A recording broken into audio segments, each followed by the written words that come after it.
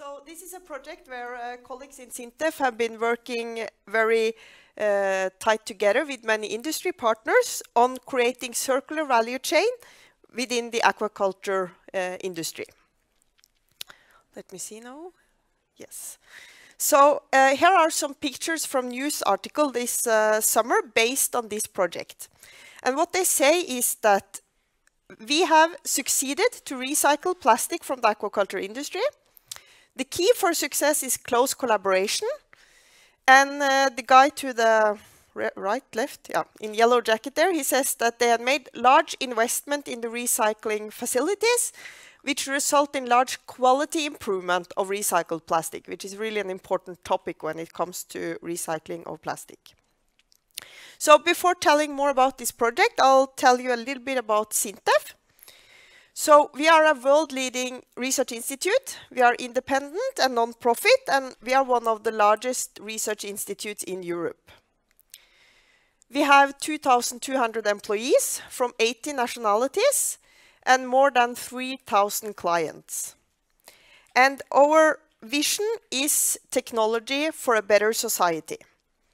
And this gives us a very important societal role. And for instance, we are here today because we are working together with an Estonian Environmental Agency on, developing and enhancing knowledge and using this knowledge to contribute to politics. What we also do is that we do commercialization of our solutions and technology, and we run a lot of laboratories to support our research. And across SINTEF, so across all these 2,200 employees, we have some strategic initiatives to provide multidisciplinary solutions for complex challenges. And one of these initiatives in SINTEF is a circular economy. So we do a lot of research within circular economy, and this is a really important topic for us. So I'll also tell you a little bit about what we do in Norway when it comes to circular economy and how we in SINTEF have supported that. So to start with the Green Deal and the Circular Economy Action Plan as part of the Green Deal. This action plan has, as many of you maybe know, 35 specific actions, like different kind of regulation strategies that has started to be implemented in 2021 and will be implemented onward. So one example of key value chain that they emphasize is plastic, which I mentioned since I'll talk more about plastic later, but also building and construction, as we just heard from this last example from Torstein as well. So in Norway, we sort of started with this circular economy strategy work in 2017 with a white paper. That white paper was mainly focused on waste. And then last year, as we just heard, we got the strategy for circular economy and also this plastic strategy. And one thing that the strategy states is that Norway will to a very large degree follow the same plan as they have in the Green Deal and the Circular Economy Action Plan from EU. Another thing that they state is that it points out is the important roles of municipalities and counties in Norway when it comes to the circular economy transition. Because they have a large role to drive the circular economy since they are a very large purchaser, as we just heard. They are owner of buildings and infrastructure. They have a role as a planning authority and also supply a lot of services. So that's why also they have a very important role. And then the last thing I will mention is this plan that the new government had made last year when we got a new government. That plan also, they also highlight circular economy as a very important instrument for their climate policy work. So they have concretized some things that they will work on, like reducing waste, creating market for secondary materials, increasing local waste handling, increased our make better informations for consumers, like labeling, certification of products, and extended producer responsibility. What I also would like to mention for the circular economy strategy is that this strategy was based on a lot of workshop together with all relevant stakeholders in Norway. It was also based on these public consultations where you get feedback from everyone that would like to give feedback, what is important for the circular economy in Norway, and also on different kind of reports and these kind of things. And one report out of many that they used was a study that we had done in SINTEF on looking at impact on jobs, on value creation, and on reduction in greenhouse gas emission from a circular economy transition in Norway. So if we made different scenarios and said if we implement these actions, what will be the impact in the different industries in Norway? And I will, and scenarios that we looked at was also mainly related to this key value chain that the European Union also have pointed out. So I will briefly summarize some of the findings. It's quite a large study, so it will be very, very brief, but you can just ask me later if you have some more question related to it. So this one summarized the different scenarios and what are the impacts on value creation. So let me try to use this one again. If we see here, just use this as an example. So buildings, if you're able to use much more recycled materials in the buildings instead of making always new products made of virgin materials, then what are the value creation? And for instance, in this medium blue color, you see that you create a lot of value creation in the waste industry because they will be the one that are handling much of this transport recycling. So that's one of the industry that have a potential impact of a higher value creation from such a change. You also see that there might be a negative impact in primary industry, like the industry producing wood or concrete from virgin materials. But this is not a forecast, so the important is also to use it to see, okay, this might be an impact. How could we create measures to mitigate these potential negative impacts? Like, should people get competence to go from primary industry into more recycle industry, for instance? So this is the same, showing that there's potential for these specific scenarios on an increase in job of between 2,000 and 5,000 employees, both low and high skilled people. And here we also see the order is a bit different, but in here, material use in construction. So you also see then an estimated 0.5 million tons saved CO2 emission by going from primary production to using more recycle in the buildings. So that was just more the overall level from Norway. Then into the project again. Short name is POCOplast. The long name is Pathways to Sustainable Post-Consumer Plastic in Aquaculture. It's a collaboration project financed by the Norwegian Research Council, and the project will explore possibility for reusing plastic waste from aquaculture, both in their own industry, aquaculture industry, but also in other industries. So here's a picture of the actors in the project, and what we can see is that we have all the actors needed to actually close the loop for plastic from aquaculture. So Plasto is the producer of plastic components. Grieg Seafood is a seafood company operating both in Norway and abroad. Empower, it's a company that, for instance, is developing traceability technology.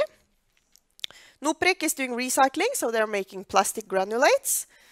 And Flock, in the end, they are actually producing chairs. So they're producing shares both from recycled plastic, but also have a very large focus on the design so that they can design shares that will not turn into waste, but could be used again and again, for instance, by repairing them or renting them out and these kind of things. Then we also have environmental organization and these clusters, which sort of is an organization for all the aquaculture companies. Aquaculture has about 25 to 30,000 tons of plastic waste each year. And a lot of that plastic waste has a quality that is suitable for recycling. So the problem to solve in this project is how can plastic waste from Norwegian aquaculture be used more sustainable through circular economy strategies and collaboration. And then it's also important in the beginning to map where are the barriers and where are the drivers for this. And what they find is that several concurrent developments and actions must be activated to get a well-functioning circular system. So this means that you need technology development, you need the market creation, you need new business models, you need new certification and regulation. So there's a lot of things. And I'll explain a little bit about why and what.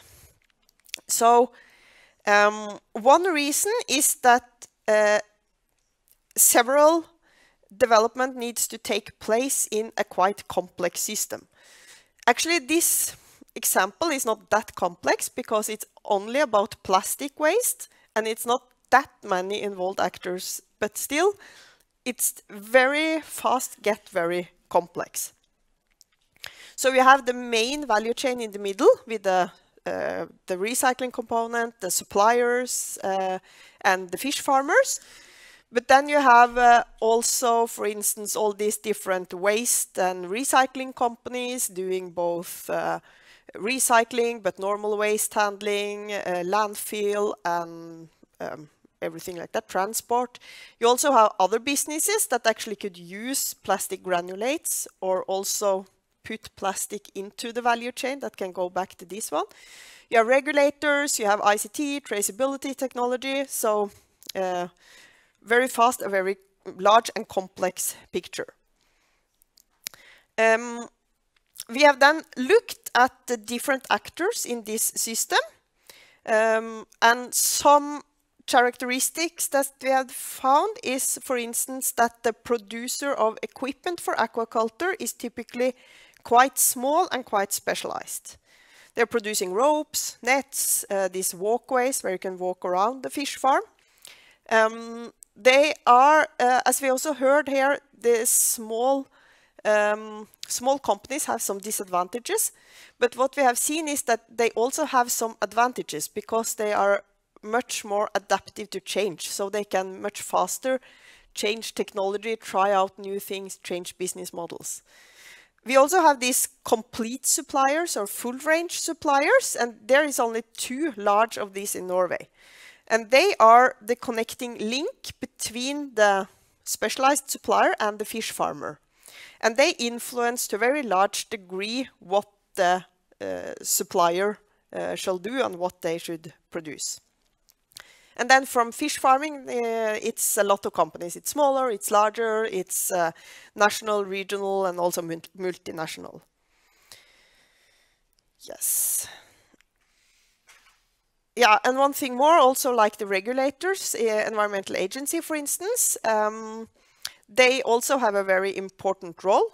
They say something about both material use, about quality, and are also responsible for the extended producer responsibility that will be very important. So then the next step is to look at the so-called function for each of these actors. So all of the actors, not only in the project, but in general in this industry, was interviewed. And then they should, then we would look at what are the status in their circular economy progress, where are the barriers and drivers to create possibility to realize circular solutions, how is the trend and development.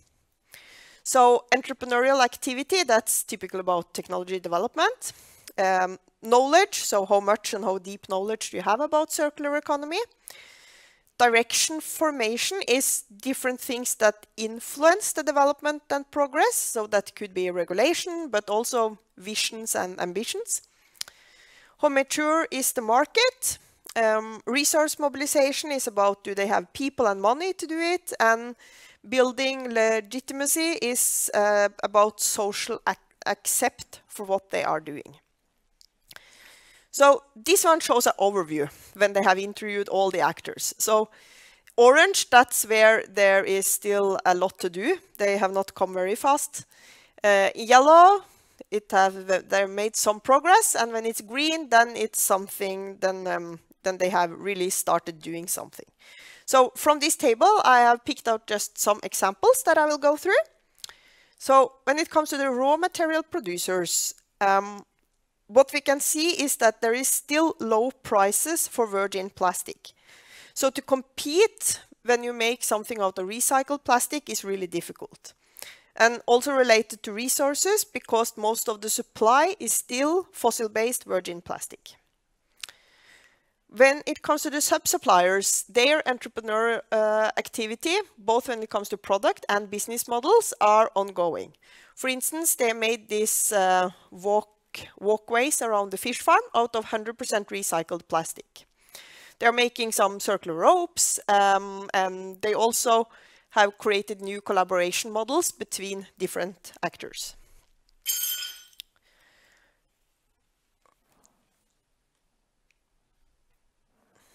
Okay, something was wrong here, but the next step is actually the full range suppliers. But what they say is that there is a lack of knowledge, or the knowledge is not really systemized, it's just very fragmented knowledge. So someone knows something, someone other knows something else, but this is not really shared between the actors. The fish farmers, they say that the market for components made of recycled plastic is underdeveloped. We saw that the sub-suppliers actually have quite much entrepreneurial activity, but so this is not really connected, but still it is, because what's the case is that to develop technology, to test it, to certify it, and then to commercialize it, that actually takes time. So although the sub-suppliers have started, the fish farmers still experience a relatively underdeveloped market. Waste management and recycling. Here we see a rapid development when it comes to direction, because there are clear expectations of coming regulations for plastics. And other uses that was interviewed, they experience an increased interest for green products. Some of them are working very actively with legitimacy, for instance, by working on the UN SDGs and also on circular design of products. So summed up, and the nice thing is that a lot of these findings when it comes to drivers, barriers, and recommendations are very many of them are the same as what we just heard from the building sector, although this is based on interviews from actors in the aquaculture sector. So when it comes to drivers, so in general what we see is that the innovation system for reusing plastic is still in an early phase, but there are some drivers that really push the development. So one thing they emphasized was the increased focus on circular economy, the EU, the Green Deal, the taxonomy for sustainable finance that is coming, and also expectations on prices that they will increase when it comes to virgin plastic. When it comes to barriers, they see that the knowledge is still very fragmented. Today's standards and regulations are primarily made for virgin plastic. And also, there is not really a good overview of the amount of materials that are available, the quality of it, and also uncertainties about supply and demand for recycled plastics. But although there are still improvements to be made, there are also successes. So this picture shows that it's possible to recycle plastic from the aquaculture industry, making plastic granulates and use them to create this, in this example, these walkways around the fish farms, which is made of 100% recycled plastic from their own industry. So of course, what we also heard today, circular economy is not really about recycling. It's about having the product should last as long as possible. But when products get worn out, then it's important that you are able to close the loop so that you can make new product that can use the plastic. So some recommendations in the end. For industry actors, competence building is important to explore new collaboration models. Prioritize green procurement, so setting requirements for your suppliers. Certification and improvements of documentation, digitalizing product information, these kind of things. For the, it says myndigheter, that's a Norwegian word, it should be public authorities. So recommendation for the public authorities is that some important factors are the private-public collaboration, financial support, extended producer responsibility, requirements for waste and plastic sorting, requirements for amount of secondary raw materials, since this gives predictability for the industry, and circular public procurement. Could say much about that, but we got a very good introduction to the importance of public procurement from Torstein in the last presentation. So with that, thank you. From SINTEF.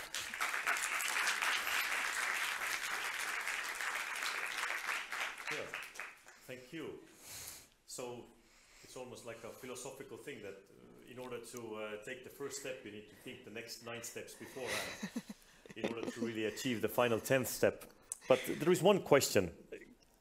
Kind of, you answered it in the last slide, but so it's like a 50-50, depends on the interpretation. So what do you think, what are the possibilities when it comes to local municipalities, if you know that, even the answer?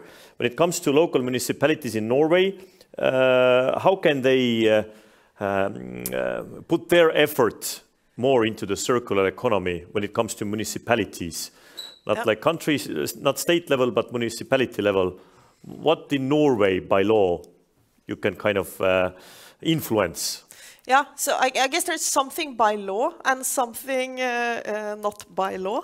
So this close collaboration with the industry in the region, I think that's very important. Not only the industry, also the people living there. Because then you see how you could find solution together, because else, yeah, it's difficult to know how to get there. But also setting requirements when you are doing this public procurement. Because then you have really large power because you use so much money and make large purchases. So setting requirements there could also sort of push the industry to do something. But nothing would work without the collaboration and talking together, that's for sure. Yeah, so that's at least something. Okay. Okay, well, I think, yeah, we might think that municipalities and all the life is different between Estonia and Norway, but in the big picture, I think we have the same problems, the same challenges, the same questions. But Vibeke, we clearly thank you for your time and taking time for being here. And on behalf of the organizers, we would like to hand you a gift as well. Thank you. Thank you. Thank you.